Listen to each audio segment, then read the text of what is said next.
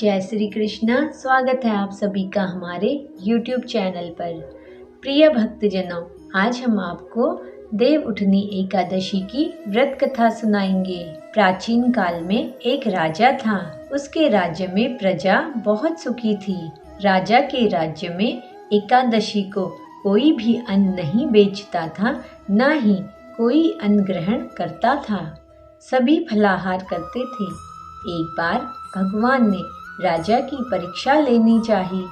भगवान ने एक सुंदरी का रूप धारण किया और सड़क पर बैठ गए। तभी राजा उधर से निकला और सुंदरी को देख चकित रह गया। उसने पूछा, हे सुंदरी, तुम कौन हो और इस तरह यहाँ पर क्यों बैठी हो? तब सुंदर स्त्री बने भगवान बोले, मैं निराश्रिता हूँ। नगर में मेरा कोई जाना पहचाना नहीं है, किससे सहायता मांगूं? राजा उसके रूप पर मोहित हो गया था। राजा बोला, तुम मेरे महल में चलकर मेरी रानी बनकर रहो।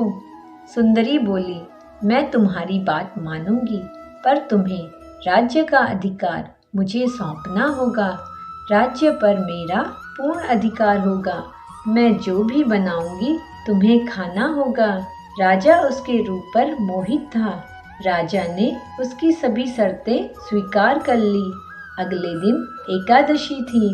रानी ने हुक्म दिया कि बाजारों में अन्य दिनों की तरह अन्न बेचा जाए।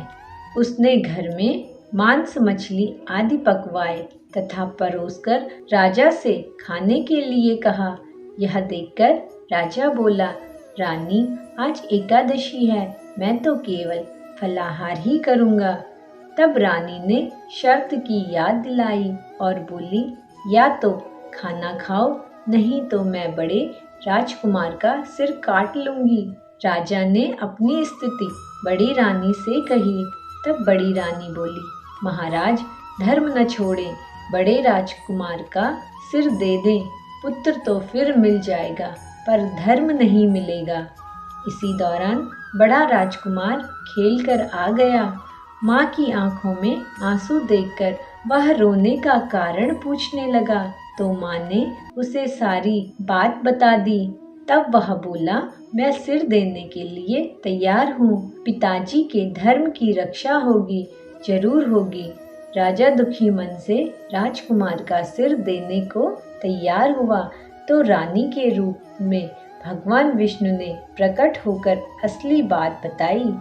राजन, तुम इस परीक्षा में पास हुए। भगवान ने प्रसन्न मन से राजा से वर मांगने को कहा। तो राजा बोला, आपका दिया सब कुछ है, हमारा उद्धार करें। उसी समय एक विमान उतरा।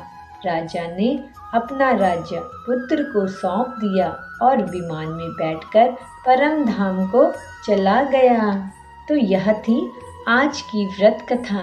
उम्मीद करते हैं आपको यह व्रत कथा अच्छी लगी होगी। तो इसी के साथ वीडियो को लाइक और चैनल को सब्सक्राइब अवश्य करें। जय श्री कृष्णा।